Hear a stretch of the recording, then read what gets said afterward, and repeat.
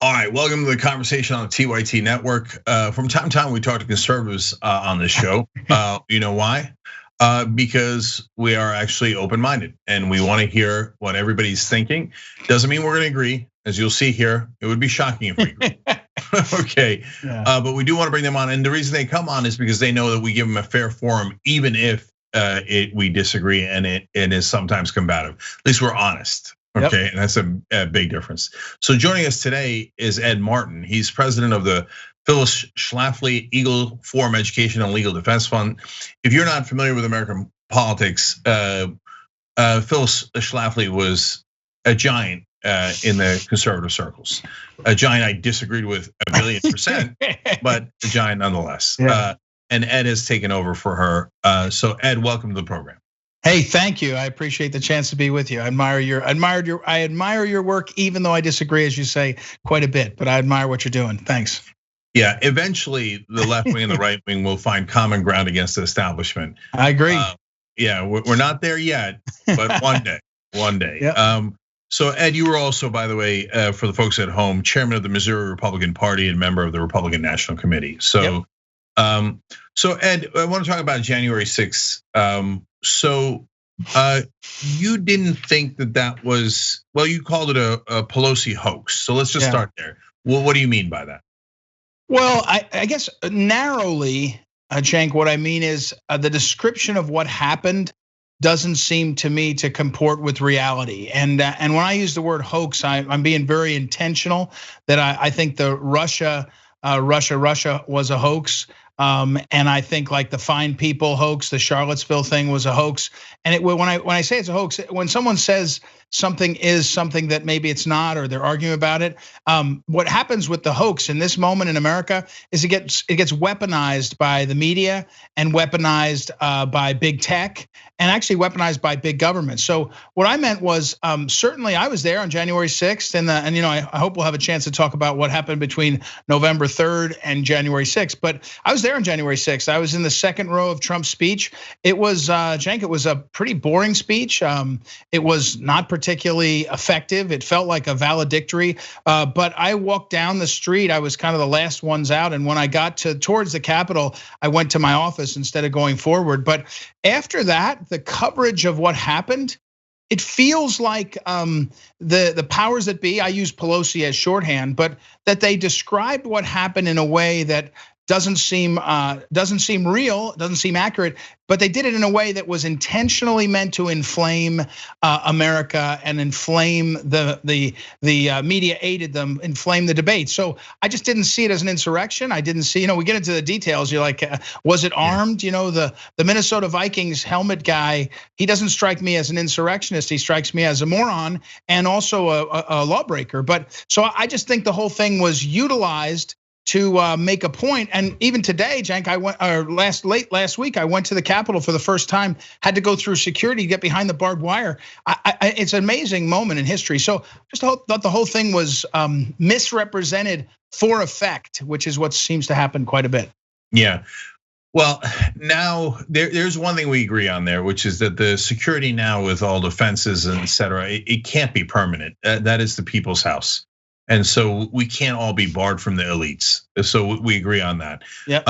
But on everything else we disagree. So it's too long to go over all of our disagreements. And even that opening statement you had, I don't think the Very Fine People thing is a hoax at all. I know the distinction you're trying to make, but I can't get into all of that now. Okay, so let's focus on this. But when you say it's a hoax, you certainly don't mean that it didn't happen. It definitely happened. They definitely broke into the Capitol and they definitely committed crimes. Is that fair? Yeah, yes, in this sense, there were some idiots and some maybe ne'er-do-wells of people that broke the law. So I'm happy to concede that, and I agree with that. After that, the characterization, armed insurrection, the people were aiming for, Pence and others.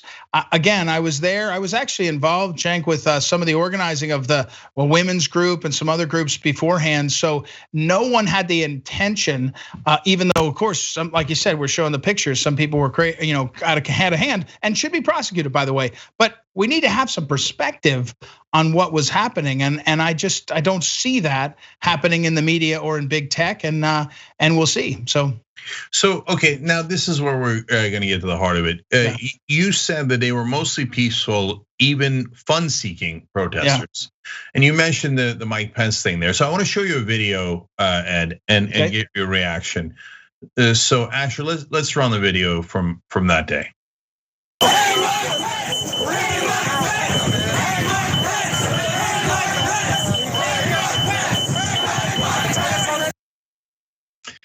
And you can see why we don't think that's fun-seeking. That was a lot of people chanting as they're breaking into the Capitol, "Hang Mike Pence." By the way, the Republican vice president. So doesn't that concern you deeply? Oh yeah, of course. I mean, people chanting things and saying things. What I've said, and I think you're quoting my piece on it, was when I walked out of the ellipse and walked down the street, I saw people walking and chanting with flags and in a sort of, it was valedictory. It was, everybody knew in my sense that this was over. And so I saw, frankly, again, the Trump rallies, and that day, it's a different mix, socioeconomic, than I've ever seen. I've been a Republican a long time. You mentioned I was the chairman of the Republican Party, but I took it over kind of by knowing how to count votes, and the establishment was mad, and I ran the party as a grassroots operation. So I've been I've been in the salons, and I've been kicked out of the salons of power. I guess what I mean was, most of the people I saw, and I think there was 1 million people, were there kind of celebrating Trump. When you see those, I agree, those people looked unhinged, unhappy. But again, there's a difference between unhinged protesters and an armed insurrection. The way it plays out with Pelosi is, it was as if there was a plan to take over the country, take over something. I saw idiots leading, and some of them I don't know where they came from, and then a lot of other people in the madding of a crowd charging forward. But yeah, I don't like seeing that, and I think that's terrible. But that wasn't the 95% of the people or whatever that were in the Capitol on that day. So, in the DC, I mean, sorry. Ed, they brought nooses. We'll show you pictures here. A guy in a Camp Auschwitz shirt, a bunch of references to the Confederacy, etc. So, Ed, can you see why we'd be concerned when you call it a hoax, when they're chanting they have gallows and they're chanting "hang the vice president"? They're literally looking for him, and then they go inside. They also look for AOC. They look for Nancy Pelosi, and you see in the videos they're super disappointed they didn't find them. I don't think they were there for tea and crumpets. It looked like they were there for significant violence. And on top of that, because this is all to your point of, look, it wasn't that violent. Pipe bombs were planted at the RNC and DNC. That's absolutely real. The FBI is trying to track down the person who did that. And then the pipe bombs were set to go off around the speech time. So that's where we begin to look at it and go, wait, now that's significant weaponry, significant talks of violence, and it seems a little bit coordinated. Can you see why that people would be A, enormously concerned about that, and B, it wouldn't come anywhere near what you're calling it? Well, and again, I started out, and I'll drag my credentials out and really get some of your viewers unhappy with me. I was a Tea Party guy, and every time you had a Tea Party rally, you'd get a certain number of people that came, and they didn't look particularly well balanced. And so I'm not defending everyone that showed up that day. I am saying what I saw and what I planned. By the way, I was a part of two rallies before that, December 12th, and then earlier in that period where there was prayer marches, there was prayer marches that day on January 6th. Let me say something about the two examples, or one example you gave and one I'd like to extend to. I think that pipe bombs are pretty damn serious. And the idea that the FBI can't figure out who the heck had pipe bombs in a city that's the most surveilled in the history of the world is pretty insane to me. And here's a second thing. We have had a lot of coverage, and the New York Times has either retracted or edited their account of what was supposed to be a cop killer. Now, I'm a guy that says if you kill a cop with a fire extinguisher, you ought to be able to find that son of a gun that threw that thing and have that guy, I'm for putting that guy in jail. But what we have is this sort of selective vision of, and I'm not defending people that like anyone who brings a Confederate flag into the Capitol, to me, it's not only offensive and rude, it's just plain stupid. It's kind of the thing that is so unacceptable now in terms of politics or persuasion that I can't understand it. But we're talking about, as you say, pipe bombs. Like, where's the investigation? You want to talk about the ineptness of the FBI? I just don't understand this. And again, I don't even know what's happened. Can you imagine a shooting where we've had no coverage? The woman that died. Again, I'm for a policeman, and I talked yesterday or late last week with a congressman who was one of the last guys out of the chamber, and I was asking him, and he said it was really chaotic, Ed, and he said I would never ever blame that judgment. He heard the shot, so I'm not blaming that guy. Why don't we know, right? What's with the non-transparency on actually what happened? So nooses are not just stupid and offensive; they're really, really wrong, and I'm with you in denouncing them. But again, I was with hundreds of thousands of people, and I saw mostly people that were, again, trying to make clear their concern, and also in a way it was very American, Cenk. It was not, it wasn't something out of what I think would be what we want in this country, even if the end looked bad. But it was weaponized by the media and big tech and Nancy Pelosi. Yeah. All right. So Ed, a couple of things that come out of that. So first of all, on the pipe bombs, the FBI has increased the reward for finding this guy. They've got tons of agents. I just read up on it, and I saw the video myself. It is near impossible. You can't. It's hard to tell if it's even a male or female in the video. And they've got several videos of them approaching the RNC more than anything else. And so. And they're also trying to prosecute the Oath Keepers, which is a far right wing group. And on that one, that's what I wanted to go to. So if you say, look, I'm not sure that the whole thing was coordinated as an attack and an insurrection, I understand the point you're making. And when you say there was tons of innocent people that were at the speech but didn't go to the Capitol and breach the Capitol, yeah, that's factual, right? And I get that there was innocent people there, and they didn't. Not everyone in the crowd went into the Capitol. That's true, right? Yeah. But when you come to the Oath Keepers as an example, so not only do they plan for kill zone mazes and they say civil wars here and they're ready for open warfare, but this is the part that I found interesting. So their leader Rhodes went on InfoWars with Alex Jones and said he had armed men stationed outside of DC prepared to engage in violence on Trump's command. So Ed, when Trump kept saying that he didn't lose the election and they were robbed and stopped the steal, and they're trying to take this country away from you, and you need to do something about it, especially to knowing that there are a lot of armed right-wing zealots, whether it's groups like Oath Keepers or lone wolves who planted pipe bombs in their minds to support him in the past. Don't you think that was incredibly irresponsible and would have obviously led to people like the Oath Keepers saying, "Oh yeah, we got armed guys ready for the insurrection if Trump orders it"? Which was irresponsible? Trump talking about the irregularities? Yeah, I have a different perspective, Cenk. I was the chairman of the Board of Elections in St. Louis City in 2005 and 2006, and I always tell people there's two things you have to do when you run an election, especially one in St. Louis. It's an urban, center. We had a lot of trouble in 2000, the election. Then you have to do two things: one, run a really good election, and then two, have people have confidence in what is going on. I thought after November 3rd that there were some major irregularities. I still don't understand a bunch of stuff. I had said at the time, and I think the president did too, and I think it played out that the Constitution is going to work it out. And if there was a new president, there is, we would go ahead. But I think there was irregularity. So I think raising those concerns. Again, I was at the speech at the Ellipse.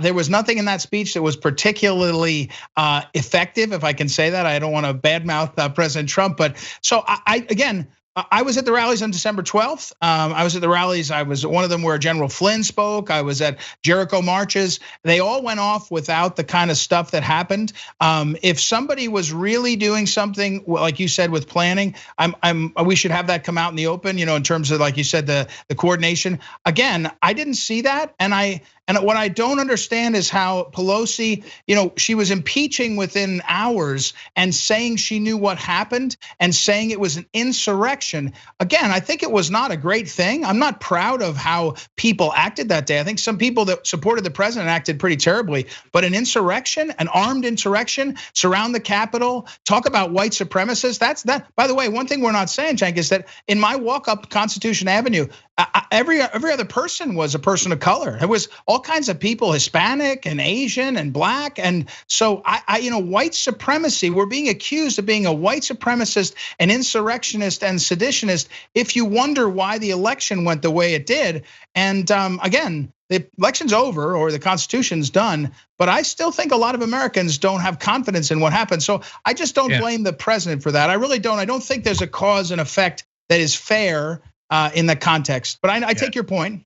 Yeah, I definitely don't agree with that. I appreciate you taking my point though. So let's talk about two aspects of that. Yep. So I'm gonna get back to Trump in 1 second, but Ed, look, you're framing. So first of all, on the white supremacy, this is a small point, but yeah, when guys are going around with Confederate flags and shirts and Camp Auschwitz shirts, yeah, people think white supremacy. Right. So that's where it comes from. And I get that not everybody was wearing a Confederate shirt, right? So and so, but that's the distinction. That's where it comes from, and it's a logical place for people to go when they see that, and it's so brazen, and they're inside the Capitol.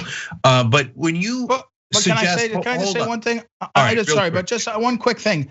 When someone says the Democrats hate Jews because they have people like Louis Farrakhan and others, I don't think it's fair to say the Democrats hate Jews. And my point is only that taking us to the point where we're all white supremacists because some people are idiots. I mean, a Camp Auschwitz, if you've been, you probably have been, because Auschwitz is the most devastating place to visit. It shakes your confidence in humanity. And the idea that we're painted by some jerk that does that, if I had seen that, I would have taken a slug at that guy. So again, I don't know how to defend the worst guys in the group. Now we're going to go in that direction, but I got to because you said it. Okay. So Ed, look, come on, look, so what you call a very fine people hoax, right? Yep. So that comment was arguably related to everyone that was on the right wing side, including the neo-Nazis in Charlottesville. But I know your argument is no, he just meant the people that went to go protect the statues. But Ed, even in that best case scenario, those statues are of Confederate generals who led an army in an attack against America. And the point of the Civil War was so that they can keep black people as slaves. So there are no fine people on that side. And so the Republican Party ran the Southern strategy, which was avowedly racist to get the racists in the South to vote for them. So you have a 40, 50-year history of the Republican Party doing this. So you can't then turn around and go, golly gee, where did people get that idea?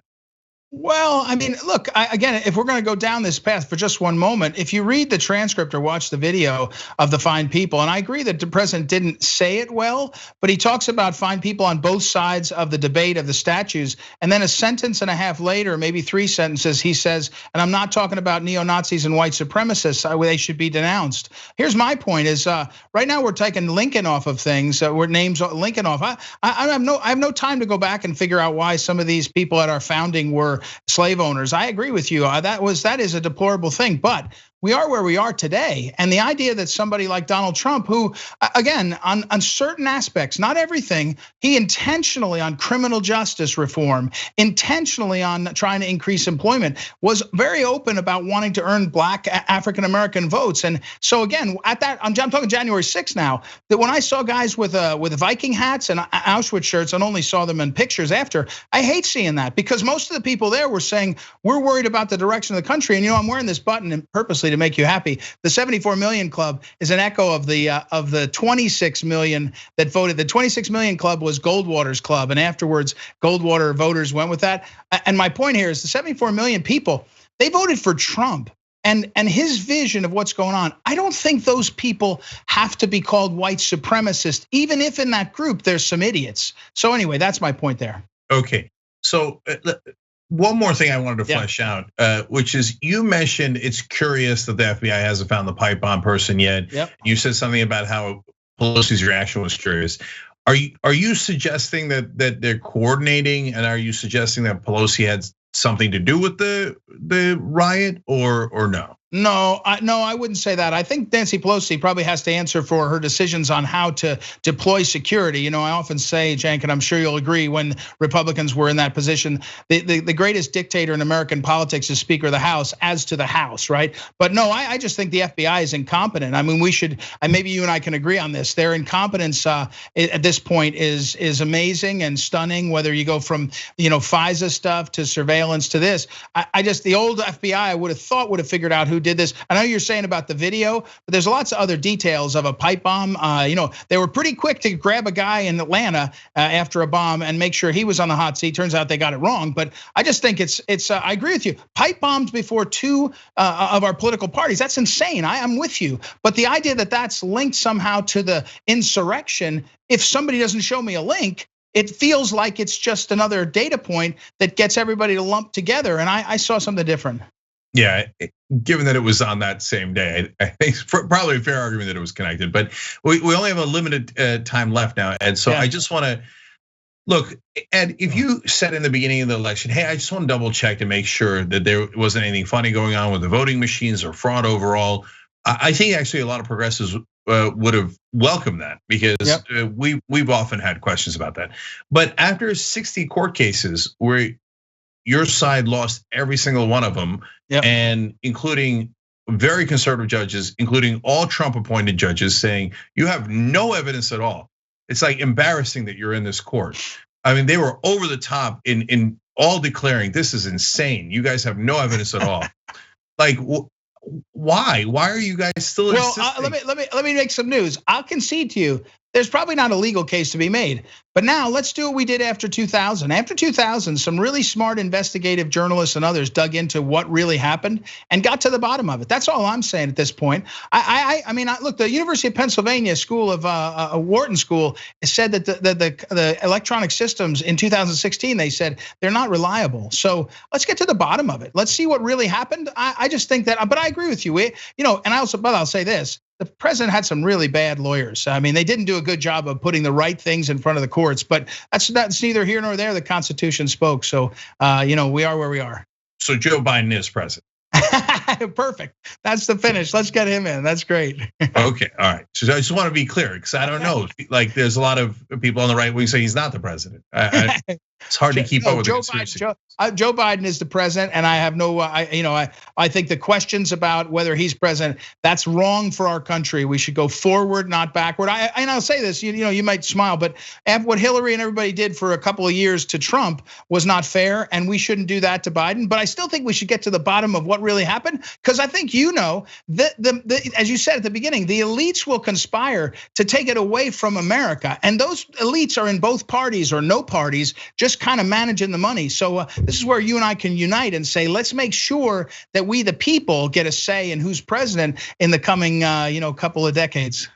Well, certainly going forward, there is a chance that the left and the right could work on election reform for sure. Yep. And I don't know if you agree, Ed, but we're out of time here, maybe for another time. But money, if we can agree to get the elites and corporate money out of politics, we would be. Well, I'm going to tell you, you'll like this. My boss, Phyllis Schlafly, and I, we hate Citizens United. We think it's a terrible decision, and it makes a mockery of what's going on. More transparency, yes, but Citizens United, that's less transparency. So there you have it. You and I could come together. I think that's exactly right and real. And what people don't understand is that power, that money, is not interested in anything other than furthering their money and power. It's never about any policies left or right. It's about money and power. That's exactly right. We agree. Shocking twist here. We agree at the end. Again. All right, Ed Martin from the Phyllis Schlafly's Eagle Forum Education and Legal Defense Fund. Ed, thank you for joining us. We appreciate it. Great to be with you. Thank you, sir. Thanks for watching The Young Turks. Really appreciate it. Another way to show support is through YouTube memberships. You'll get to interact with us more. There's live chat emojis, badges. You've got emojis of me, Anna, John, JR. So those are super fun. But you also get playback of our exclusive member-only shows and specials right after they air. So all of that, all you gotta do is click that join button right underneath the video. Thank you.